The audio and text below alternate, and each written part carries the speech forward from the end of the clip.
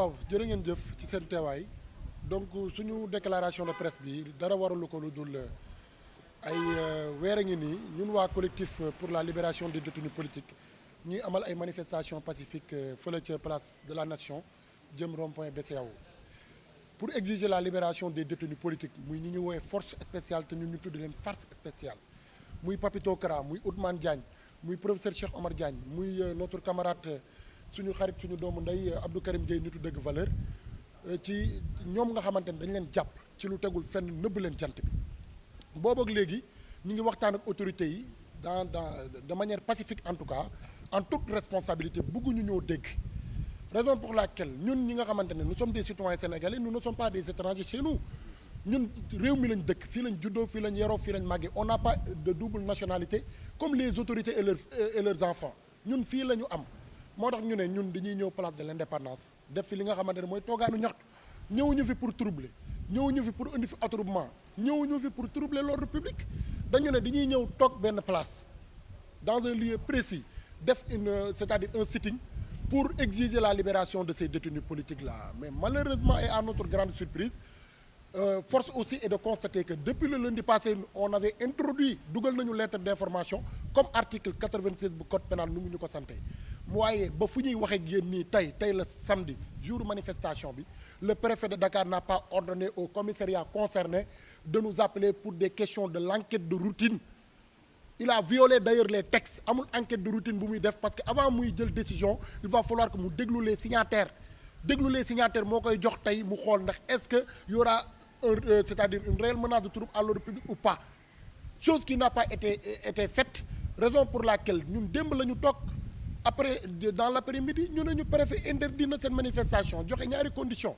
ñaari motifs ne menace de trouble à l'ordre public ak entrave à la libre circulation des biens et des personnes ñu koy rappeler moom préfet su xamul droit mais na delluwaat fac droit jàng droit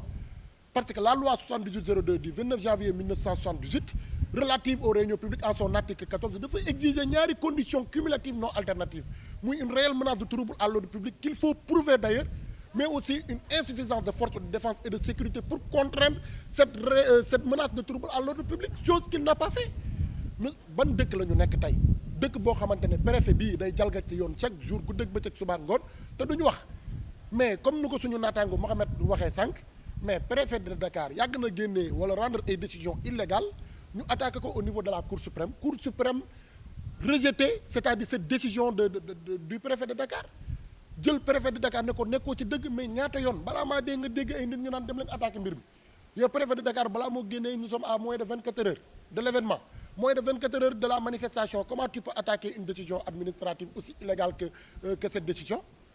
moom moo koy tey mënoon na ko rendre 48 heures avant su ko defee nañ am possibilité wu dem attaquer ko mais day bàyyi bu ñu nee 2 heures wala 5 heures de temps moo des ci manifestation bi mu génnee sa décision illégale pour bafouer suñu droit constitutionnel loolu lañ dul nangu moo tax tey ñu wàcc tey fii ci place de l'indépendance di fàttali di wax askanu Sénégal yëpp ne leen fukk ak juróom-ñaar ci suñuy naataango comme des wolof ni ñuy def muy 17 personnes arrêté nañ leen actuellement ñi ngi en garde à vue fii ci commissariat central bu Dakar ci ñooñu bokk na ci benn jigéen bu ñuy woowee Yolande Camara jàpp nañ leen du ñu wax sax jàpp du ñu wax garde à vue mais séquestration li ñuy wax parce que lu ñu leen jàppee teguñu ko ci dëgg teguñu ko ci yoon encore une fois ñuy dellu di wax opinion nationale internationale ñi nga xamante ne mooy les féministes ñi nga xamante ne ñooy défendre ak yelleefu jigéen les organisations de défense des droits de l'homme Amnesty International ak les organisations internationales muy RADDHO ñoom ñëpp gis nañ lu xew fii te xam nañ ñu du dëgg du yoon nañu génn wax ci mbir mi parce que ay jigéen lañ fi brutaliser sànq ba kenn ki perte conscience ba ñu mujjee ko rawale hôpital ngeen jàpp ne loolu homme de tenue war na ko def te lépp lu ñuy def dañ koy def sous les ordres de leur supérieur hiérarchique te ñun ñëpp xam nañ ne kan mooy supérieur hiérarchique numéro 1 bu police muy Antoine Félix Diome bi nga xamante ne APR la bokk nekk ci Macky Sall mu koy digal muy def cette dictature qui n'est plus rampante mais debout ñun duñu ko accepter nous condamnons jusqu'à la dernière énergie avec la dernière énergie en tout cas li nga xamante ni mooy acte de barbarie ak acte de violence yu ñu exercer ci journalistes yi muy Feuz bu Bour News ak Ngoné mi nga xamante ne moo nekk Dakar Buzz loolu ñuy interpeller aussi organisation bi yor xaw ma nu ñu koy tuddatee bu lëkkaloog en tout cas journalistes yëpp muy SYNPICS ñu ngi leen ci interpellé parce que war nañu génnee communiqué pour ñaawlu jëf ju ñaaw ji fi am ba nit perte connaissance bu ñu yóbbu ko hôpital man tout à l'heure bu ma ko gisee dama déconné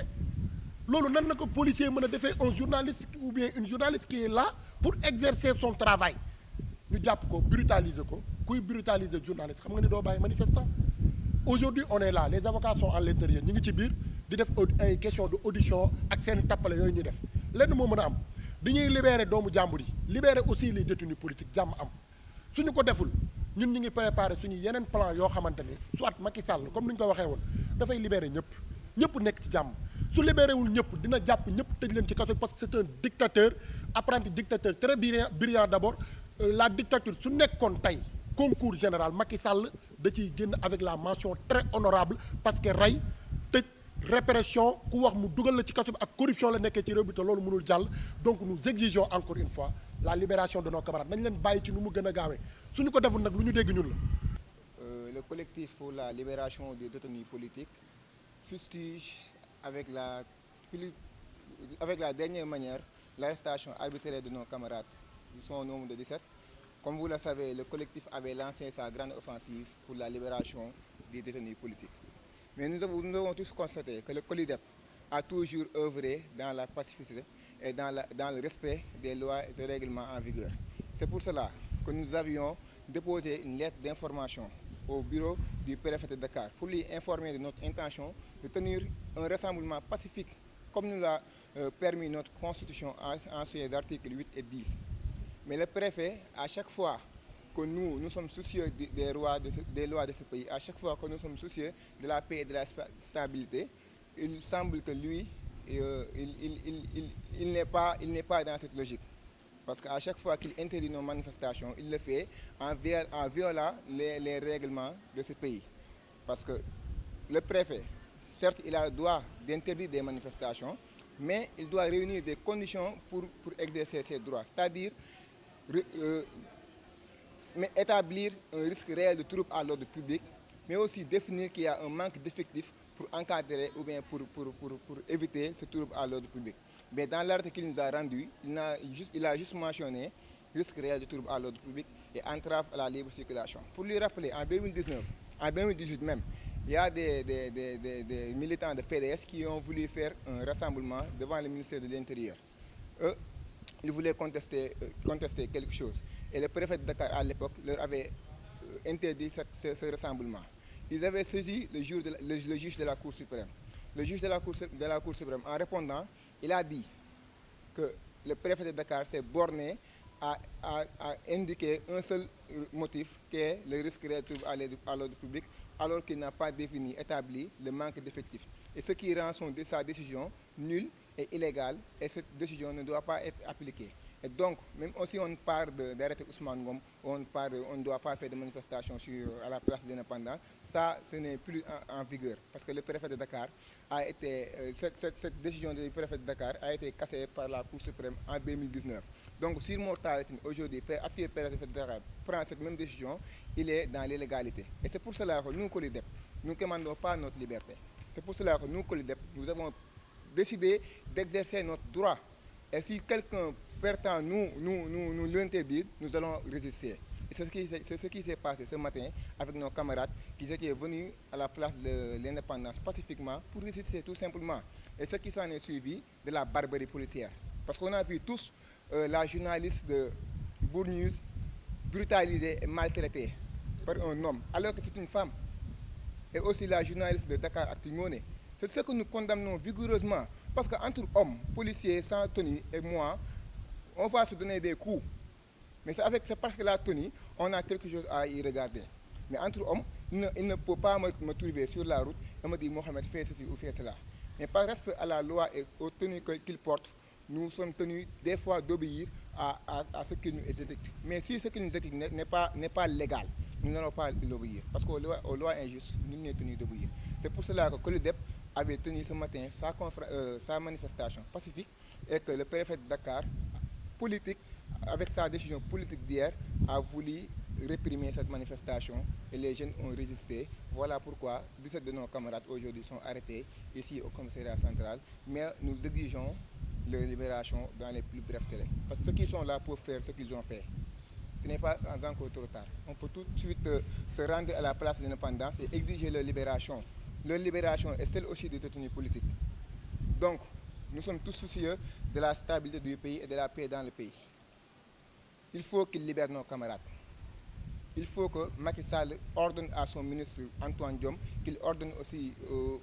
au commissaire de libérer nos camarades avant que l'irréparable ne se produise. Merci beaucoup. La suite, c'est d'abord d'exiger la libération de nos camarades. Ils sont actuellement en audition avec notre brave avocat, Maître Khouraïchiba. On est à s'en sortir pour qu'ils nous disent quelles sont les charges qui ont été retenues contre eux.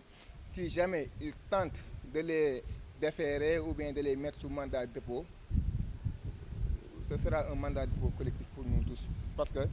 actuellement, on fait des manifestations, on les déclare, on informe à l'autorité, mais ce sera le début des manifestations sans déclaration. Et on sait qu'on sera dans l'illégalité, mais ce sera une illégalité qui va exiger le respect des lois du pays. Merci.